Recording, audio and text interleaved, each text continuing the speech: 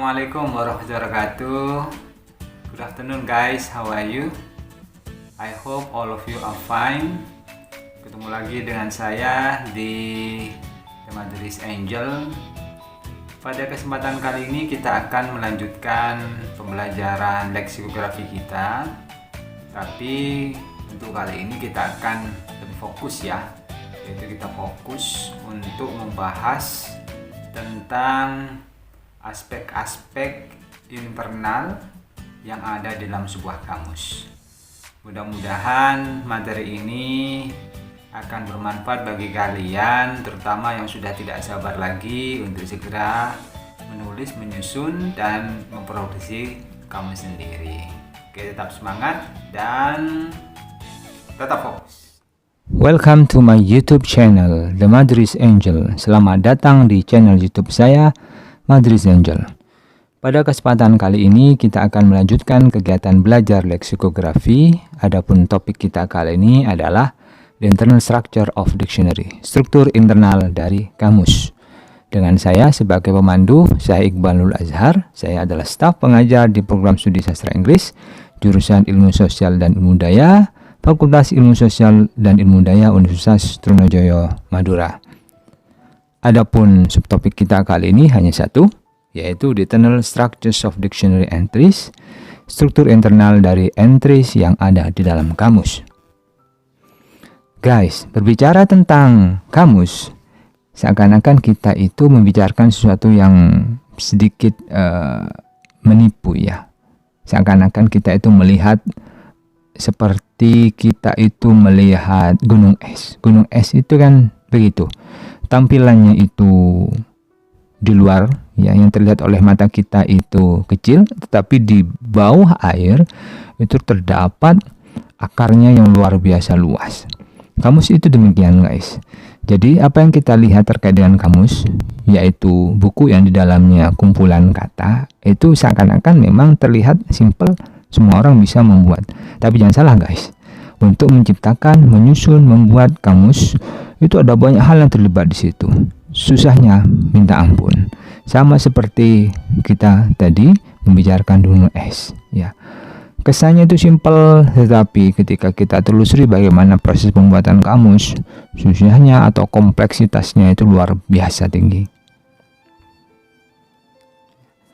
Nah, di situ di slide saya terlihat di situ bahwa gunung es yang tampak di mata kita itu terkait dengan how to use the dictionary, bagaimana menggunakan kamus. Kelihatan sederhana, simple, ya, tidak terlalu banyak hal yang terlibat di situ. Tetapi how the dictionary is created, bagaimana kamus itu diciptakan, itu luar biasa kompleks. Nah, pada kesempatan kali ini kita akan membahas sedikit terkait dengan kompleksitas dari kamus dan apa-apa yang ada di dalamnya. Guys, dictionary is beyond about meaning and definitions. Bagi saya, kamus itu tidaklah semata-mata hanya terkait dengan makna dan definisi.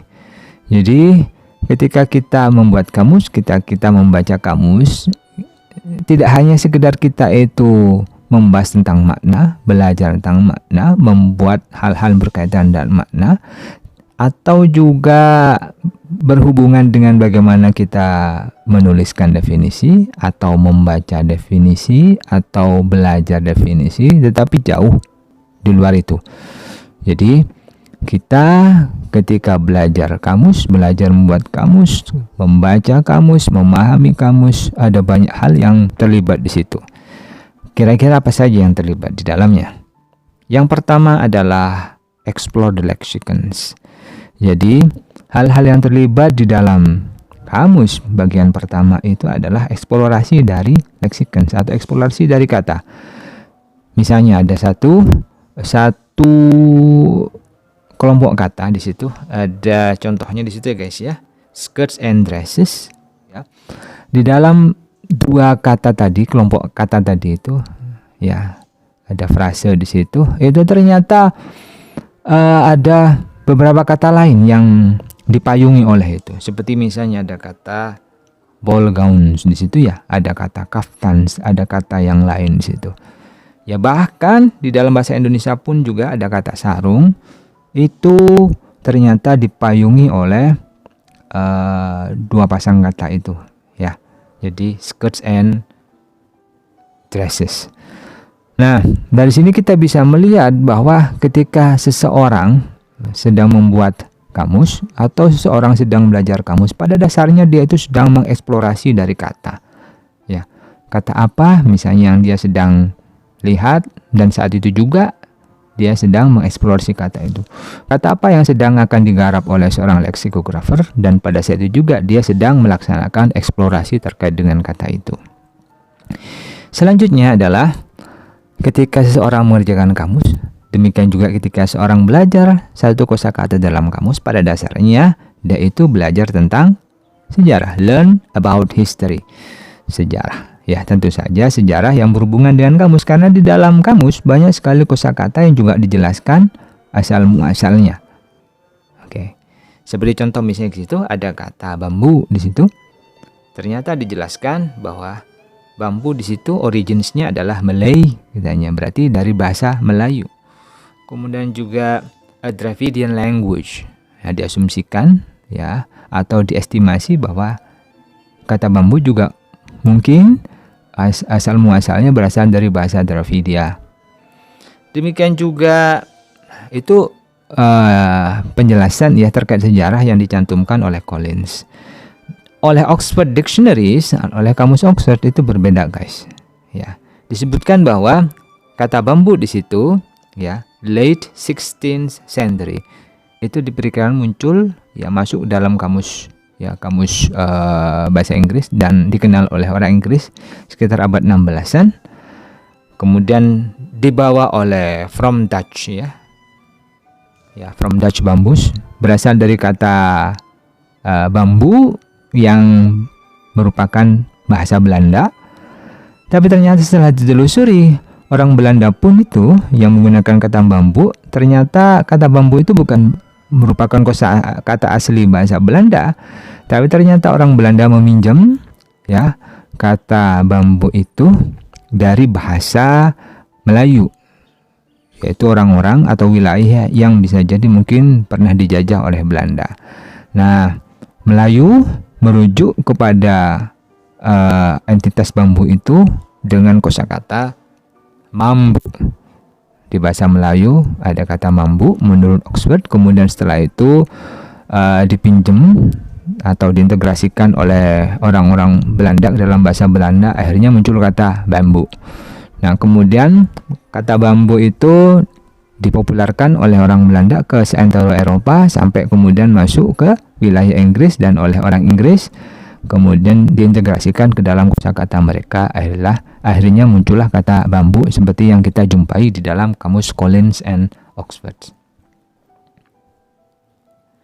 Nah, selain itu, ketika kita menyusun kamus, kita membuka kamus dan belajar kosakata di dalamnya, kita juga belajar tentang language development, perkembangan dari kosakata. Bagaimana kosakata itu digunakan oleh masyarakat, apakah kemudian langsung populer atau tidak, dan bagaimana statusnya sekarang. Contoh misalnya di situ ada kata durian. Durian ini ya sejenis buah ya guys ya, yang seperti kita ketahui bersama ya, buahnya itu berduri, baunya itu luar biasa menyengat, tapi rasanya luar biasa enak. Nah, ternyata di dalam kamus Collins disebutkan bahwa kata durian itu use rarely, jarang dipakai. Ya. Disebutkan juga durian is in the lower 50% of commonly used words in the Collins dictionaries. Bahwa kata durian itu merupakan kosakata yang masuk ke dalam 60% kosakata yang jarang dipakai. Bisa jadi begitu karena memang buah durian ini kurang begitu populer ya di kalangan bangsa Eropa. Ya, selain karena itu baunya yang menyengat, mereka kurang suka dengan bau itu, terus juga rasanya aneh bagi mereka. Oleh sebab itu maka seperti yang disampaikan oleh kamus Collins itu, orang yang mengakses kata durian di dalam kamus elektronik Collins tadi itu tidak banyak. Kalaupun toh misalnya ada, bisa jadi mungkin hanya orang Indonesia saja atau orang-orang yang memang memiliki ikatan kuat yang berhubungan dengan Asia. Nah, kita fokus langsung ya ke materi kita, the internal structures of dictionary entries, ya, struktur internal dari entry kamus. Kira-kira apa saja? Yang pertama adalah head word, guys. Di dalam entry kamus itu terdapat head word, ya, kata kepala. Terus yang kedua adalah ortografi, cara penulisannya, ya, atau bisa jadi mungkin di dalamnya ada proses pemenggalan katanya, atau pronunciations. Di dalam juga terdapat pronunciations, ya. Tapi ada juga kamus yang tidak mencantumkan itu, tapi kebanyakan kamus memang mencantumkan pronunciations. Ada grammar juga, ya. Terus juga ada definitions atau translations, ya, definisi dan terjemahannya atau terjemahannya, ya. Examples itu contohnya. Terus ada usage, itu penggunaannya. Etymology, sejarah dari asal muasal kata itu, dan banyak hal lainnya. Bagian pertama dari struktur internal entry kamus adalah head word. Kalau diterjemahkan, head word ini adalah kata kepala, ya. Di sini di slide saya disampaikan bahwa yang disebut dengan head word itu adalah the lemmata in a dictionary. Lemma atau kata yang dijelaskan di dalam kamus. Selanjutnya, head word tadi itu didefinisikan sebagai a word that begins a separate entry in a reference work such as a dictionary. Jadi, satu kata yang kemudian menjadi pemisah, ya, dari entry yang lain. Maksudnya begini, ketika kemudian muncul kata head word ini, maka informasi yang muncul setelah head word ini akan terpisah dari head word yang lain, dalam artian entry yang berupa head word yang lain. Jadi ini adalah penanda dari berakhirnya informasi terkait dengan satu kata. Kemudian head word itu disebutkan juga sebagai the word under which a set of related dictionary entries appears.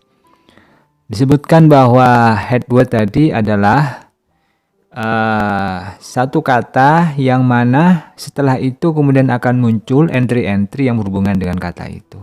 Dalam artian, kalau sudah muncul head word, maka selanjutnya informasi yang ada di kamus akan berhubungan dengan itu dan akan berhenti ketika muncul head word yang lain. Jadi itu yang dimaksud dengan head word. The head word is used to locate the entry and dictates its alphabetical positions. Jadi head word tadi itu digunakan untuk menunjukkan lokasi dari entry. Jadi informasi tentang apa misalnya itu ditentukan dari head word tadi itu. Jadi head word itu adalah penanda, atau kalau dalam bahasa Jawanya itu adalah tenger, ya. Penanda yang mana apabila kita mencari informasi, maka kita langsung menuju ke situ. Kemudian kata ini ditandai dengan tadi itu alphabetical positions, ya, ditandai dengan posisi alfabetisnya. Misalnya ada satu kata A misalnya, maka kita bisa langsung menuju itu berdasarkan kepada penanda alfabetnya tadi itu, yaitu A tadi itu. Contoh misalnya, ya, head word tadi, lihat ada kata orangutan, itu besar di atas, jadi itu adalah head wordnya atau kata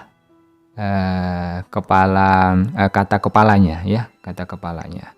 Baru di bawahnya tadi itu ada informasi yang berhubungan dengan orangutan.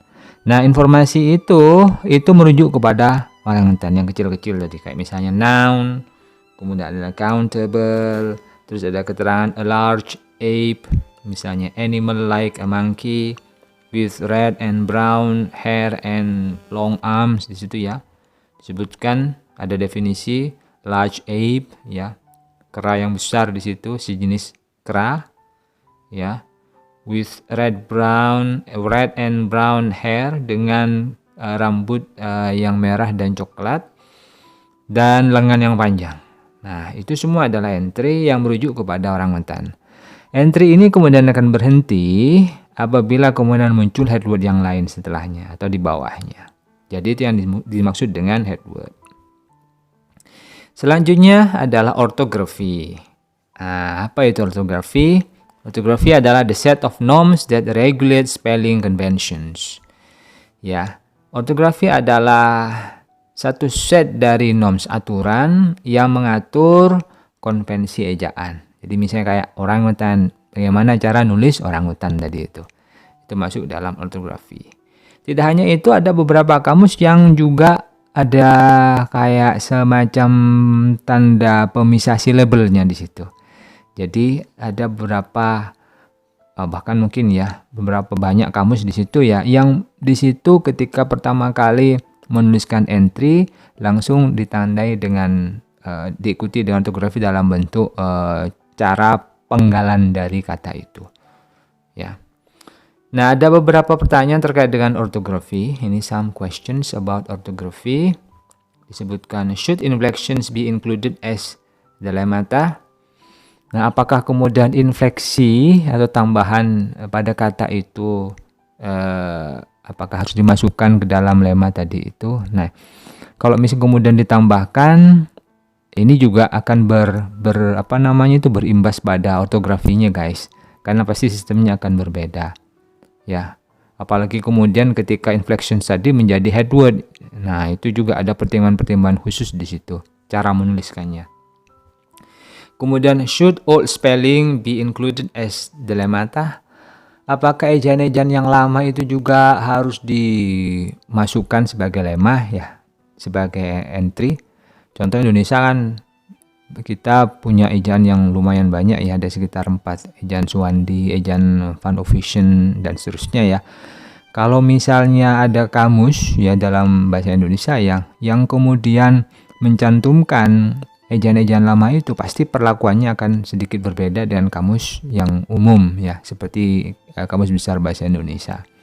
Itu harus dipertimbangkan, guys, karena ketika ada informasi baru yang disampaikan atau ditampilkan dalam kamus, pasti itu akan menunjukkan style tersendiri bagi kamus itu. Dan karena ini adalah crucial ya, maka para pekamus itu harus berpikir secara keras bagaimana caranya supaya apa yang ditampilkan baru tadi itu tidak terlalu mengganggu, apalagi kemudian menyesatkan orang yang membaca kamus tadi. Kemudian, which dialect should be included as the lemmata? Dialek yang mana yang harus dimasukkan sebagai lemma? Nah, kenapa kok kemudian muncul dialek? Karena gini, guys, kadang-kadang ada satu bahasa yang punya banyak sekali dialek. Nah, karena dialeknya itu berbeda, bisa jadi penulisannya juga berbeda. Nah, ini harus ditentukan ya. Harus ditentukan oleh pekamus.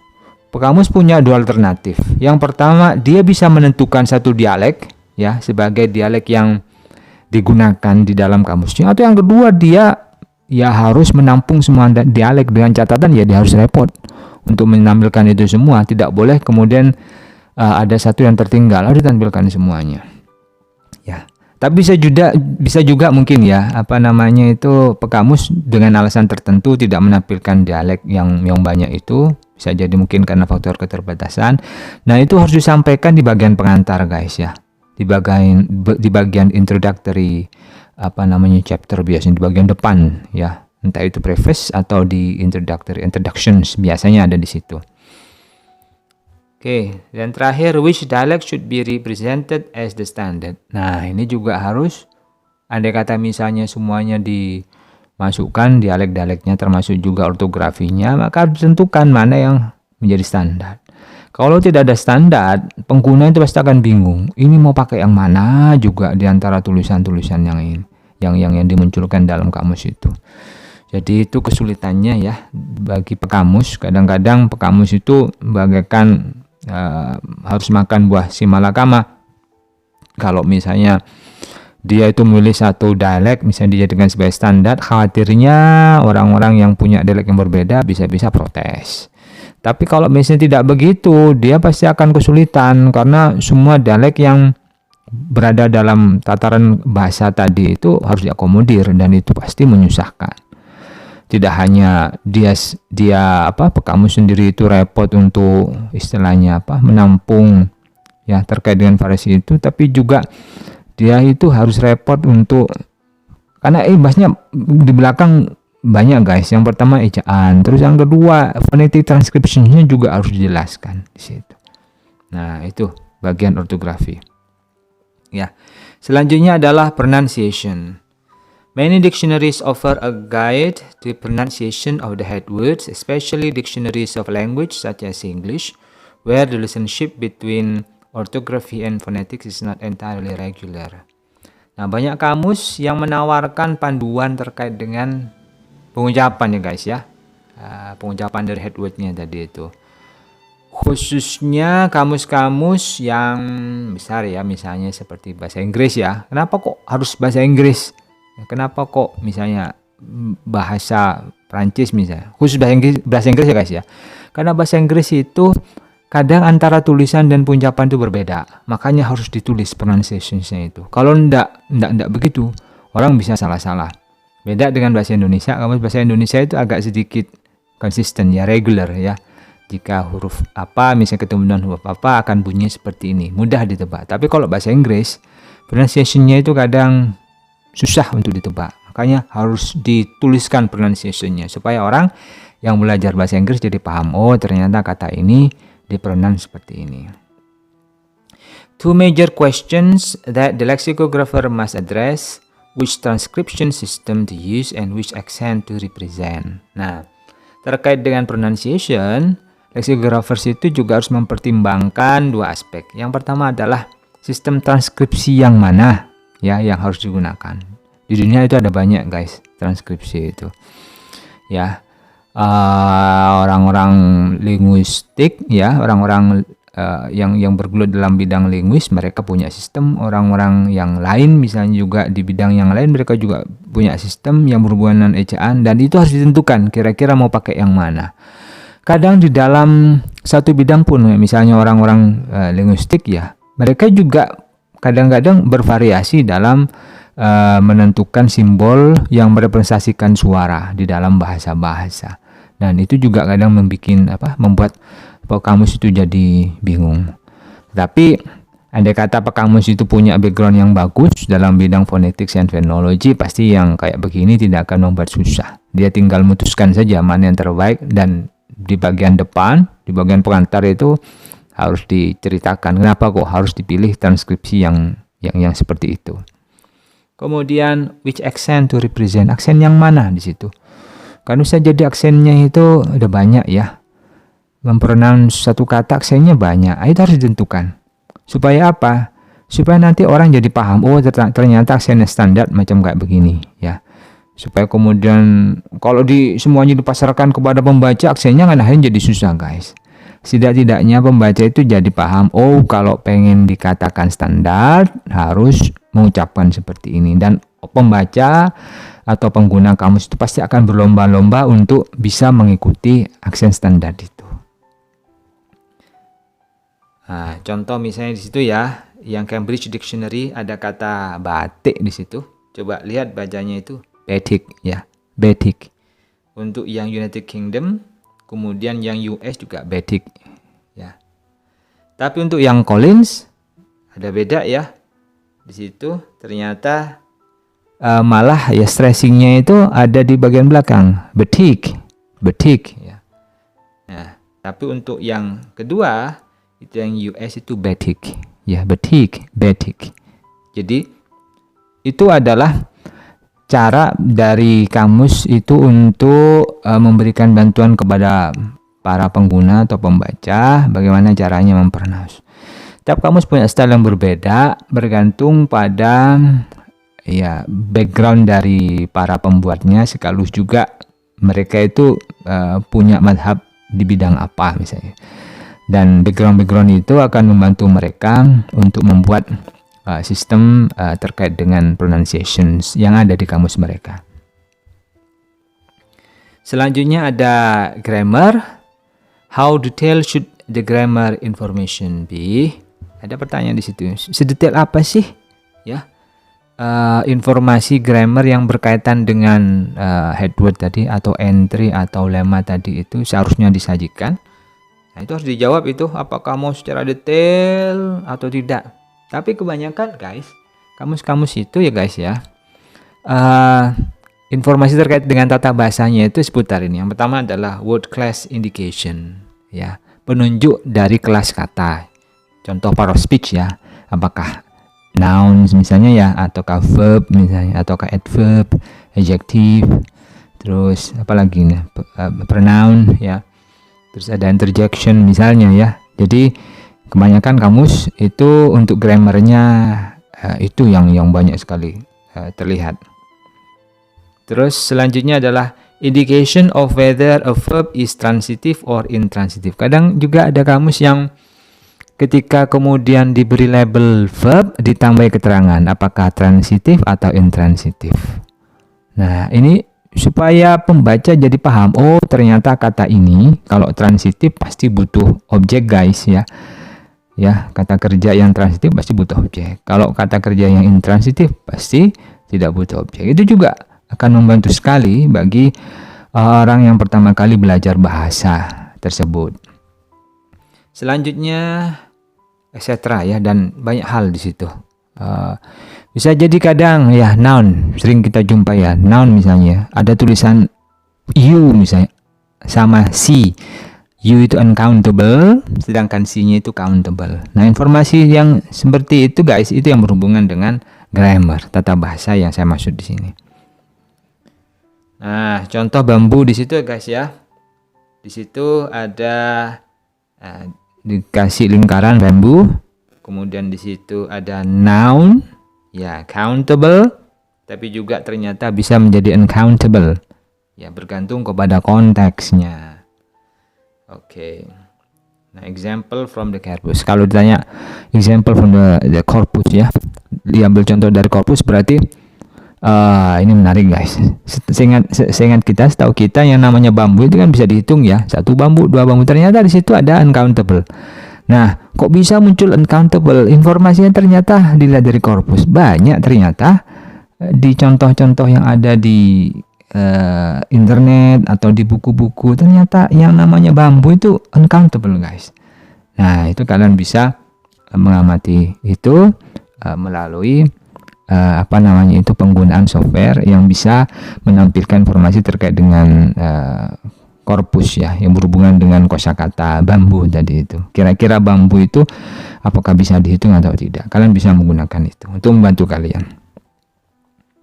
Oke, selanjutnya adalah masih tentang grammar rules.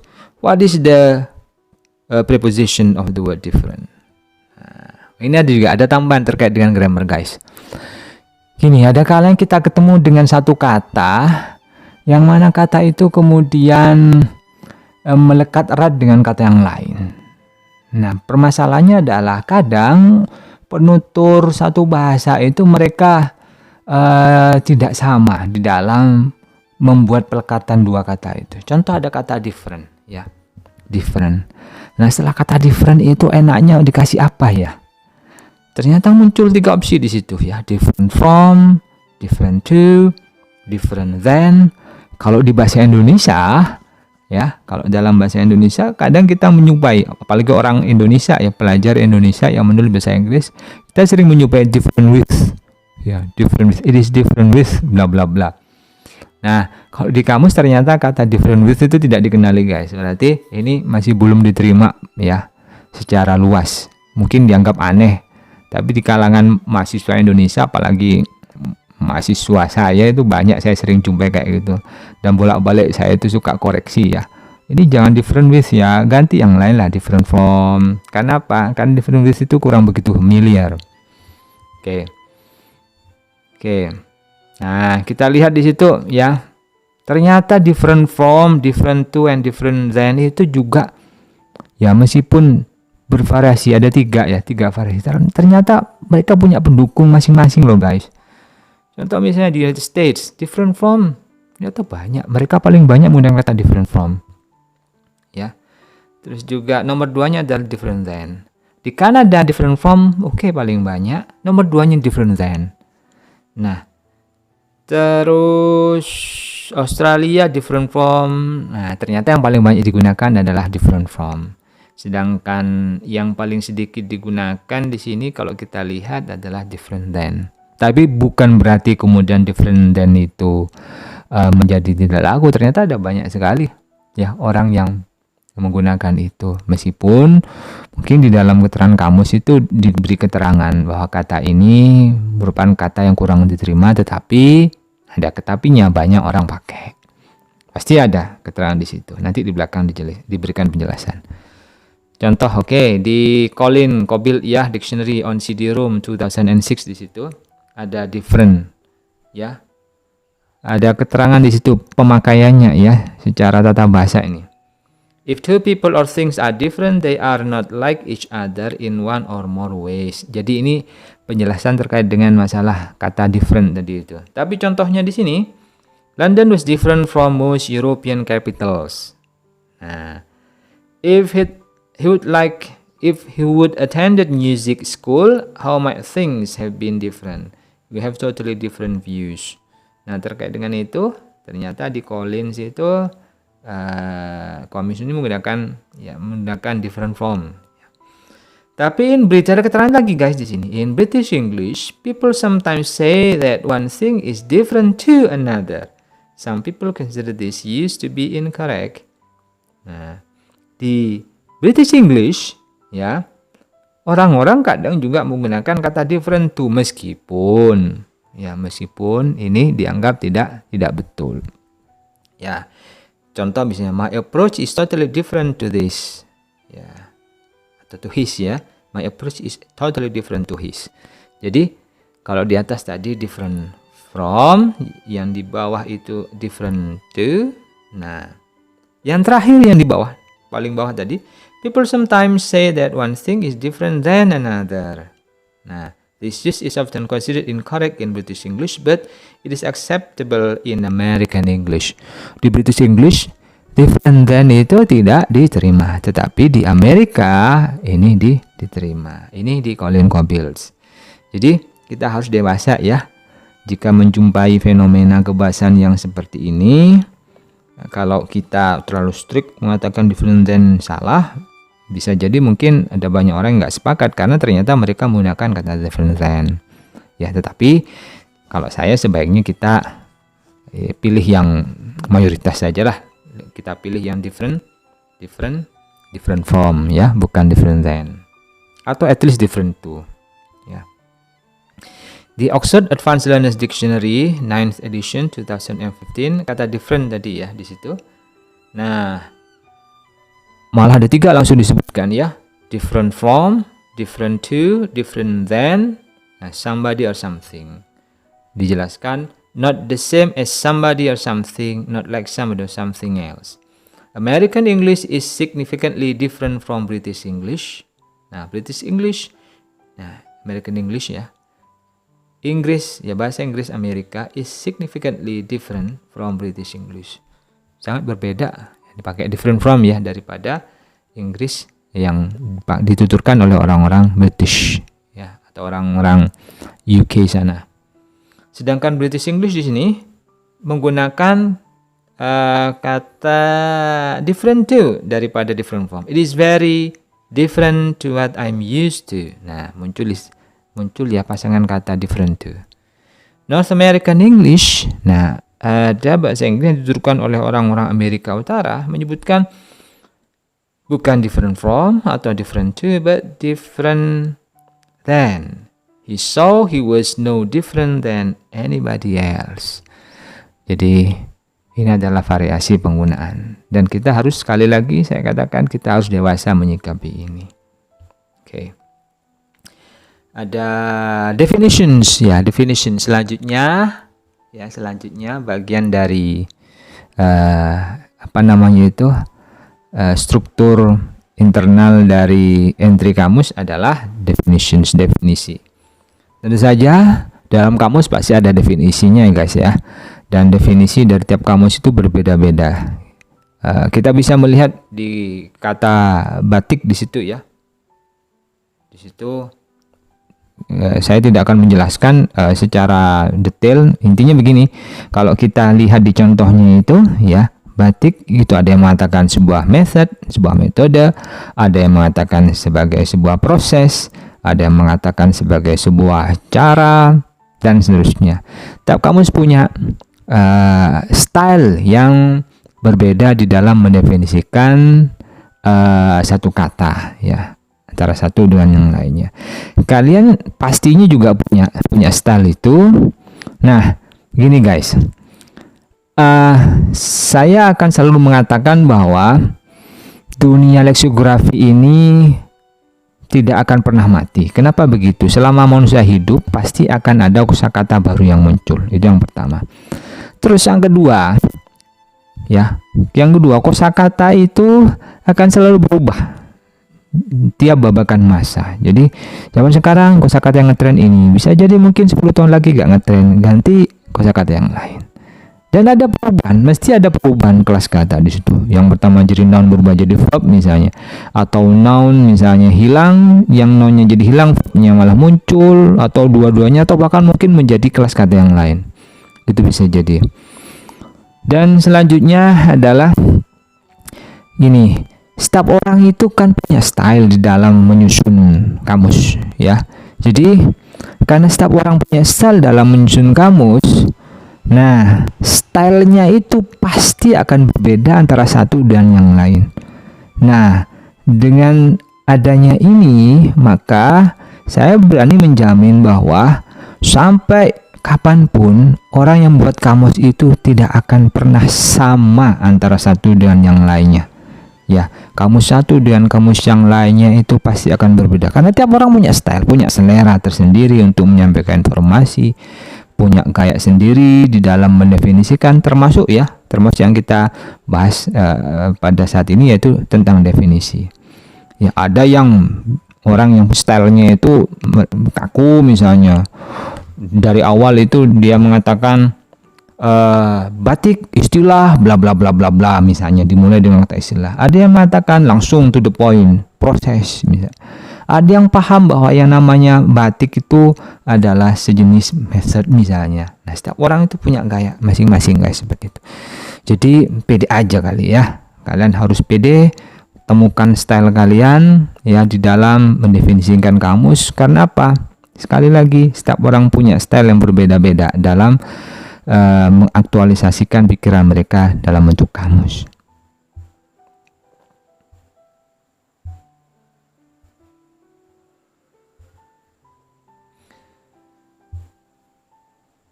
Oke.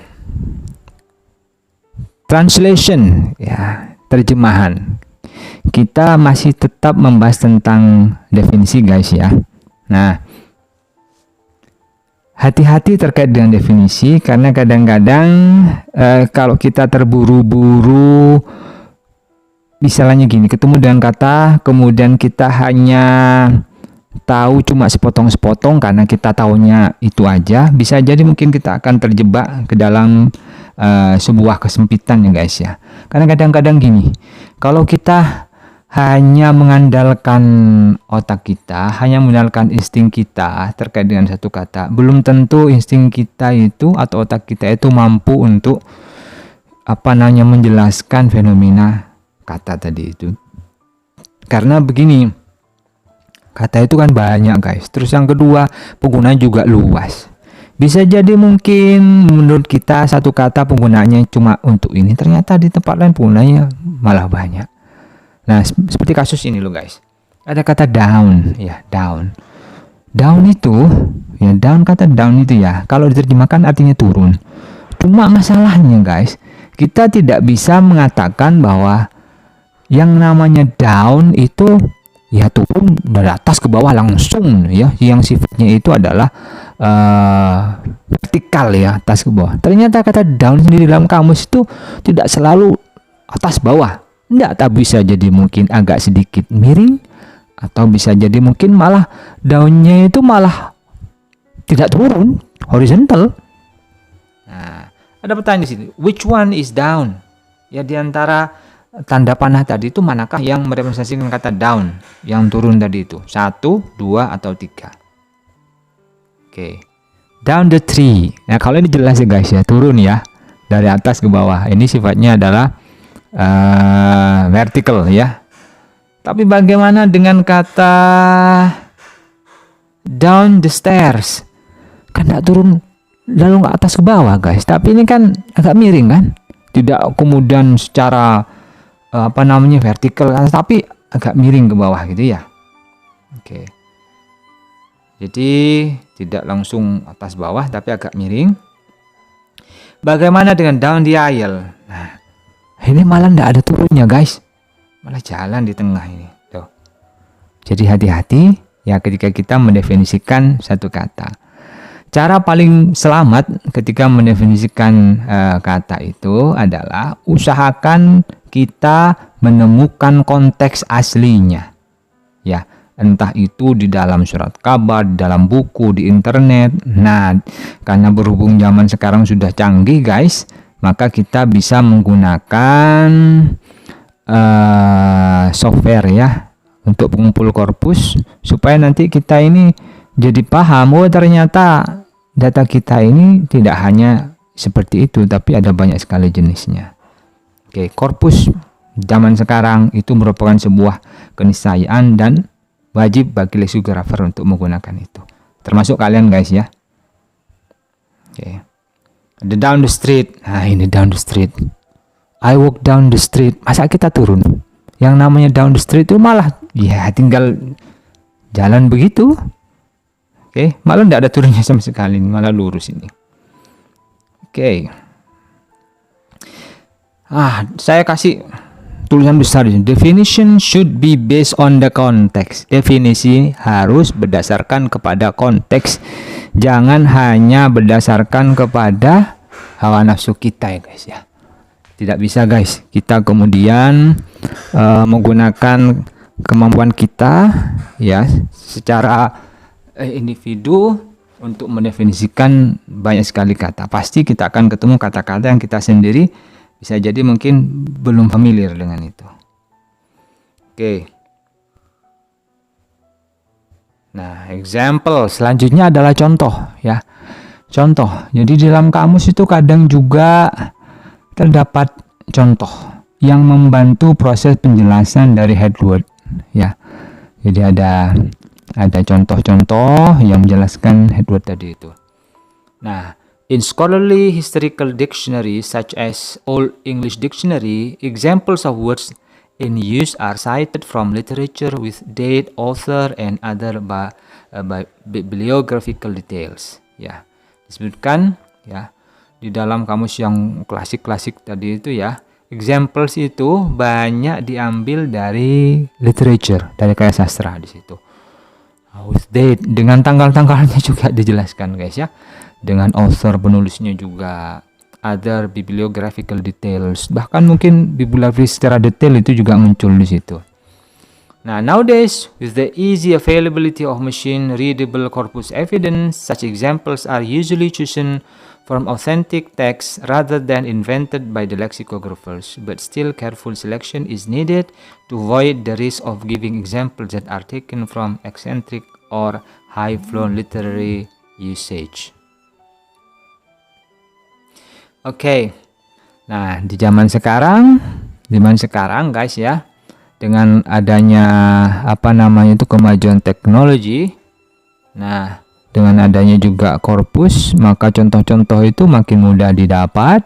Sehingga kalau dulu itu contoh-contohnya merupakan contoh karya sastra, sekarang dengan menggunakan korpus software yang menghimpun korpus tadi itu, kita tinggal jalankan software itu, maka secara otomatis contoh-contoh tadi itu akan muncul di situ. Mudah guys, kita dimudahkan oleh teknologi. Oke. Contoh misalnya di sini ya, ada Cambridge Dictionary dan Collins ya. Di situ memberikan contoh terkait dengan bambu. Nah, contohnya langsung menggunakan korpus muncul di situ ya, di internet itu. Ya.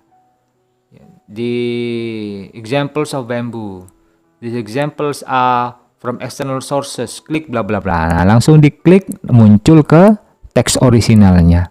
Itu mudahnya ya kalau kita pakai software yang menghimpun korpus kayak gitu. Jadi datanya langsung to the point. Kita para leksikografis itu tidak ngarang-ngarang lagi. Oh, Bang Bu, itu apa sih contohnya dalam kalimat? Nggak ngarang-ngarang lagi. Langsung klik, langsung muncul contohnya di dalam tulisan yang memang tulisan itu sudah ada. Jadi itu kelebihan dari korpus, guys. Oke. Terus juga ada phrases. Kadang-kadang di dalam kamus itu juga mencantumkan frase-frase yang merupakan bentukan dari head words. Ya. Dictionaries differ as to how much material they offer about phrases and how they present the phrases. Tapi itu tadi, guys, setiap kamus itu berbeda-beda bagaimana caranya mereka menunjukkan frase. Ada yang tidak menunjukkan frase-frase bentukan dari kata tadi, tapi ada juga yang menunjukkan itu supaya pembaca itu jadi paham. Oh, kata ini enaknya itu disandingkan dengan yang ini. Jadi begitu. Okay, phrases are usually included towards the end of an entry or in separate paragraphs. Kadang-kadang ya frase itu ditunjukkan di ending dari entry atau kadang-kadang di informasi yang terpisah dari entry tadi itu. Okay, examples of phrases, noun phrases, verb phrases, adjective phrases, and adverbial phrases. Contoh-contoh dari frase di situ misalnya noun phrases misalnya. Ya, ada verb phrases, adjective phrases, dan seterusnya. Jadi ada noun misalnya. Noun ini kalau jadi frase, noun phrase itu kayak bagaimana? Oh, ditambah ini. Kalau verb berubah menjadi verb phrases kayak bagaimana? Ya. Jadi itu juga ditampilkan ya di dalam kamus. Idioms and other fixed expressions are sometimes also included in general dictionaries. Ya, kadang idioms ya guys ya. Dan juga ekspresi yang sifatnya fix, collocations ya, yang dua kata yang tidak bisa dipisah-pisahkan itu juga ditampilkan di dalam kamus ya. Yaitu tadi untuk memberikan bantuan kepada pembaca agar lebih paham terkait dengan kata itu dan bentukannya. Contoh misalnya the beautiful game, the beautiful people. Ya, ada kata beautiful misalnya ya. Kira-kira beautiful itu enaknya dimasukkan atau dipasangkan dengan kata apa misalnya? The beautiful game, beautiful people misalnya. Oh, berarti setelah beautiful itu harusnya diikuti oleh noun. Nah, kalau misalnya beautiful the misalnya, tidak mungkin. Nah, itu ada. Jadi yang ditampilkan di situ adalah kemungkinan yang paling besar satu kata itu melekat dengan kata yang lain sehingga membentuk phrase. Kemudian ada usage ya. The guidance from a dictionary on matters of correct and incorrect usage. Nah, jadi ini ada panduan bagi pembaca atau pengguna kamus itu terkait dengan penggunaan kata itu, mana yang baik, mana yang benar, mana yang kurang baik atau kurang benar dan seterusnya. Nah, dictionaries can be either be prescriptive or descriptive. Nah, jadi kadang-kadang kamus itu bisa jadi preskriptif guys ya. Kalau preskriptif itu berarti ada kecenderungan memberikan statement, oh ini benar, ini salah. Itu adalah preskriptif ya. Tapi kalau deskriptif, sudahlah. Semuanya dituliskan di situ. Tidak ada keterangan mana yang benar, mana yang salah. Ya, bergantung kepada pekamusnya ya atau lexicografersnya. Kalau lexicografersnya dia itu punya misi preskriptif, ya dijadikan sebagai ini kamus saya misalnya jadikan sebagai reference yang membantu masyarakat untuk bisa memilah antara hitam dan putih misalnya. Maka jadilah kamus itu jadi kamus preskriptif. Tapi ada kalanya pekamus itu cenderung sudahlah biarkan masyarakat nanti yang menilai mana yang baik atau mana yang benar. Cuma nanti yang saya lakukan di sini hanya memberikan keterangan, oh ini formal, ini informal misalnya. Oh ini lebih banyak dipakai, nah ini kurang misalnya seperti itu. Jadi itu adalah kamus yang cenderung deskriptif.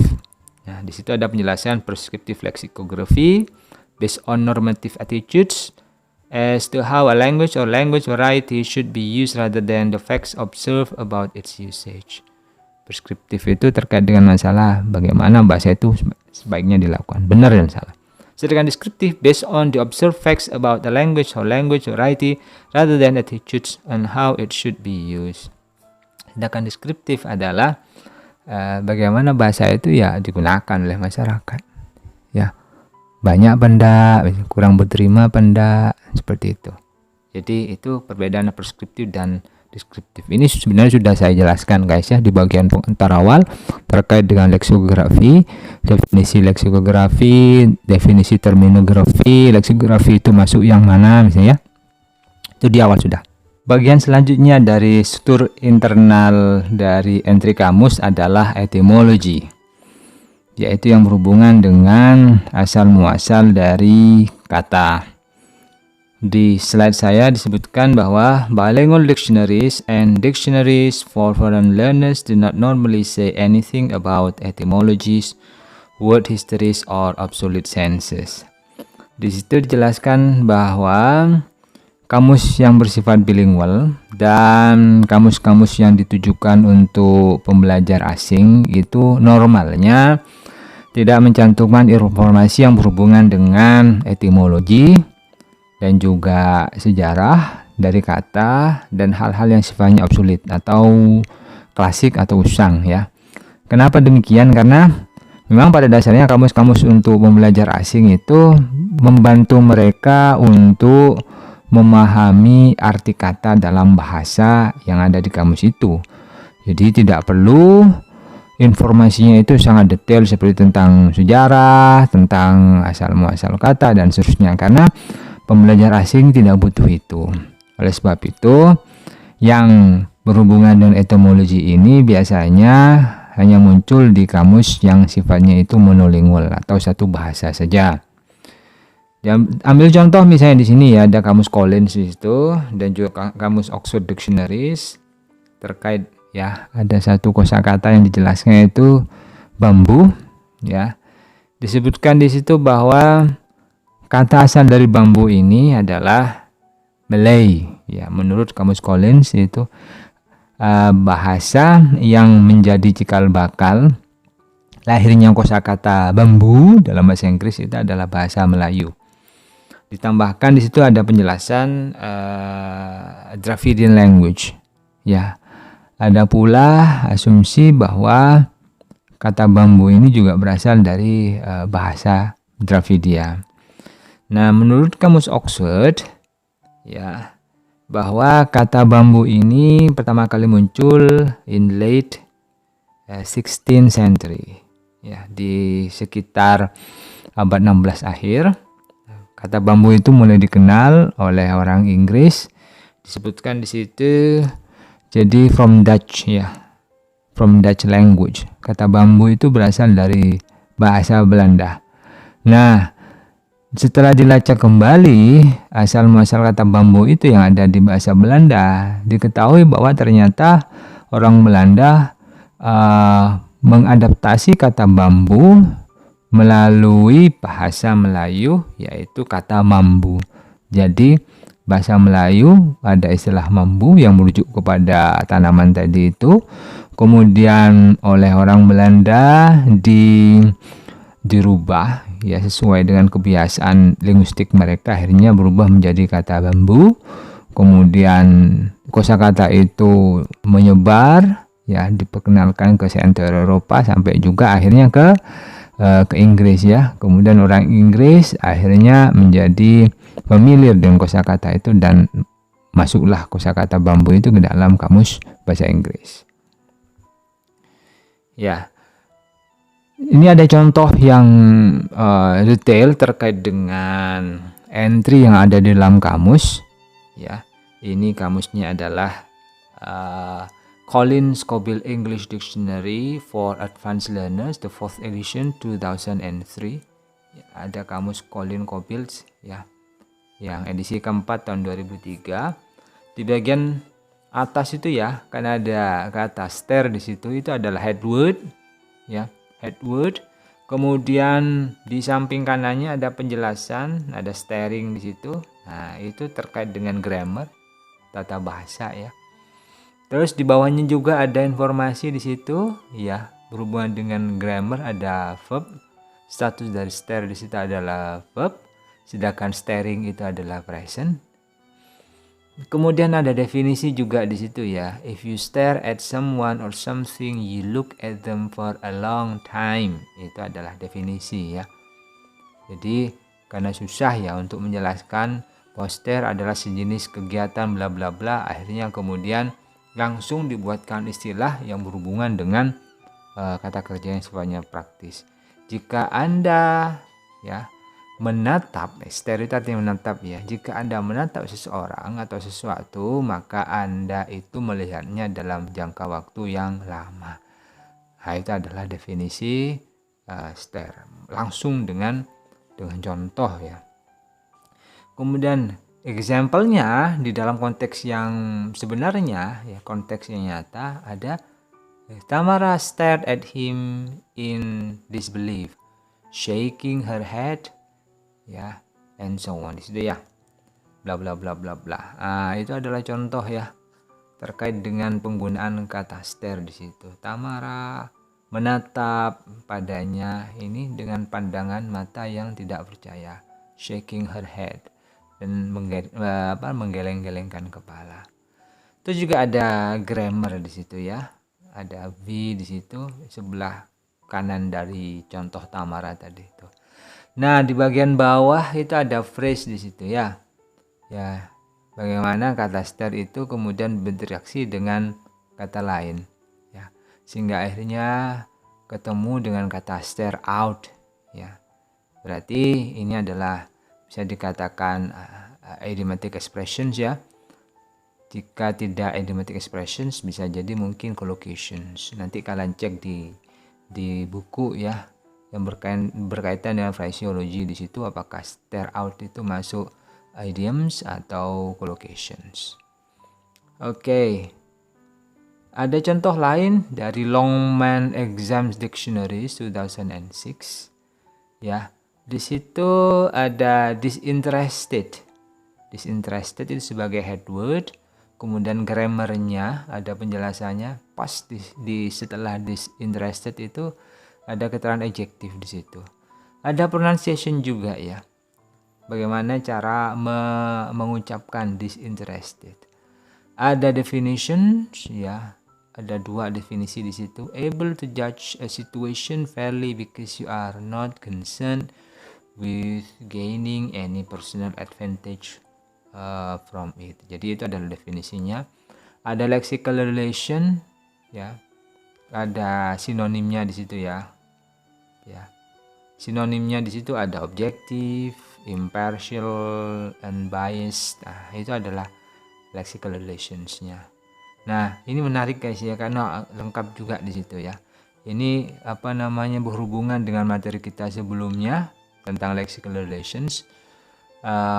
Makanya guys, di pertemuan sebelumnya sudah saya jelaskan bagaimana lexical relations itu membantu kita untuk menggarap kamus. Nah, konteks nyatanya adalah dalam hal ini. Jadi, andai kata kalian ingin kamus kalian itu lengkap, tambahkan saja lexical relations. Kira-kira kata apa yang punya sinonim dengan kata disinterested di situ. Terus ada example, ada contoh juga guys ya. Contohnya dalam kalimat a lawyer should provide disinterested advice. Katanya gitu ya. Seorang pengacara itu harus menyediakan saran yang bersifat objektif ya. Tidak bias misalnya. Kemudian juga ada cross reference itu, ada uninterested.